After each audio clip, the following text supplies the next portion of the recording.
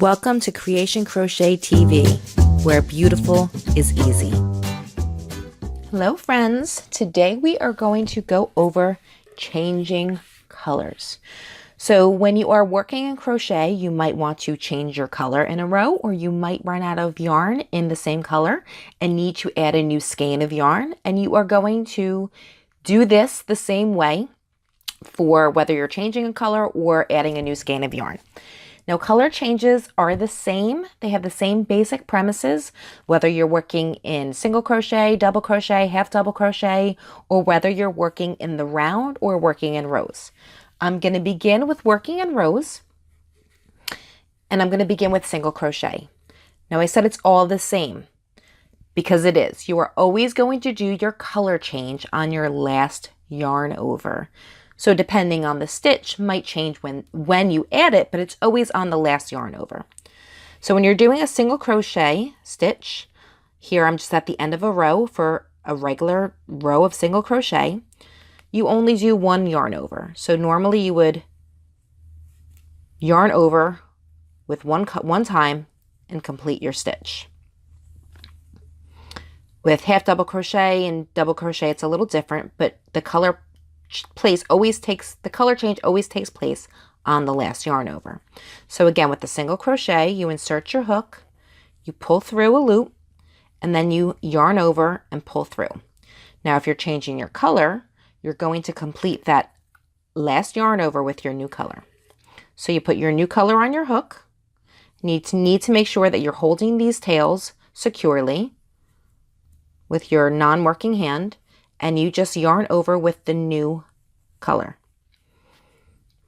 Now in crochet, technically you don't want to have knots, but while you're learning this method, I would recommend that you do put a knot just to hold everything secure. If you don't want to put a knot, you have to hold it with your hand secure so that they don't slip loose until you work a few stitches. Now I do a square knot. You can easily pull this square knot out if you don't make it too tight. You can easily pull that out when you go to weave in your ends. If you're making something that's going to have a lot of wash or wear, you may actually decide to leave that knot in. And to be honest with you, I do leave knots when I am making something that's going to either be worn a lot or washed a lot. But you just continue to make your next row of stitches the same way you normally would. So you just continue working in single crochet all the way around, all the way across. Now you might need to change color halfway through a row. And in that case, you do it again the same exact way. So I'm going to cut this yarn here because I'm going to not be working with it anymore. And you're going to begin your stitch the same way. But again, on that final yarn over, you need to do that with the new color. So join your new color on your hook. Hold all the tails secure and pull through with the new color.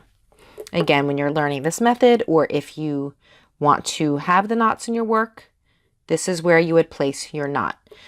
Make sure your hook is still in that stitch, because if you pull a knot here without your hook being in that stitch, you're going to pull all your work out. You don't want to make it too tight in case you need to pull it out later and you don't want to morph or change your stitches. But then you just keep working your stitches the way you normally would. And you can see we have a seamless color change. This entire stitch is one color and this entire stitch is another color. All right, now we are going to do rows with half double crochet. Again, same premise. I have a swatch here. I have one last half double crochet to do. I'm going to yarn over, insert my hook into the stitch, pull through a loop, and to complete the stitch, I would normally yarn over and pull through all 3 loops. But I'm going to yarn over with my new color. So I got my new color, I yarn over, hold all my tails secure in my hand, and pull through with my new color. I'm going to tie a knot just to secure it. When I do the double crochet, I'll show you, I don't always tie knots, so I'll show you how you would work it if you were not going to tie a knot. And again, you don't have to tell anybody. You're not supposed to have knots in your crochet, but what people don't know won't hurt them. And then you just continue working your stitches as normal.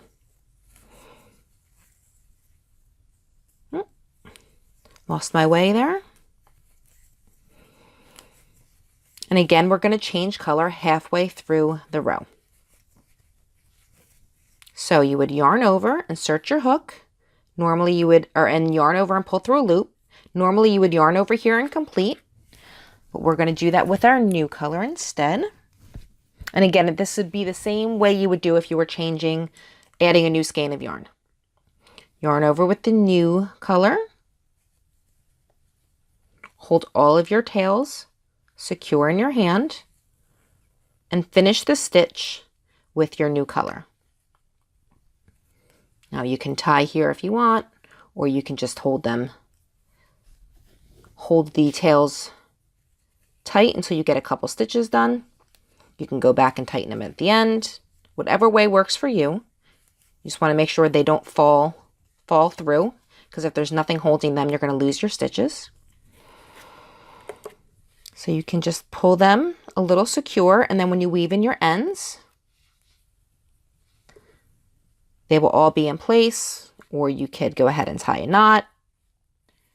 Do whatever you want to do to hold them in place securely.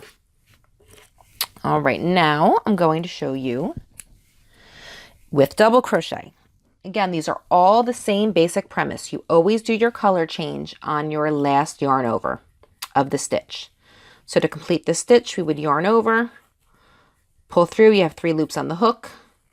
You do 1 yarn over, and then on your final yarn over, where you would normally use that tail, you just join your new color.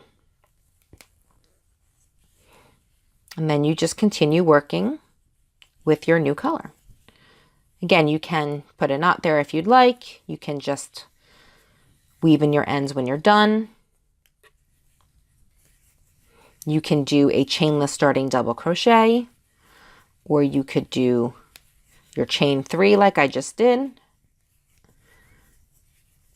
I will show you how to do the chainless starting double crochet in a different video. So now we're going to change colors again. We're going to start our stitch, and in our final yarn over, we join our new color.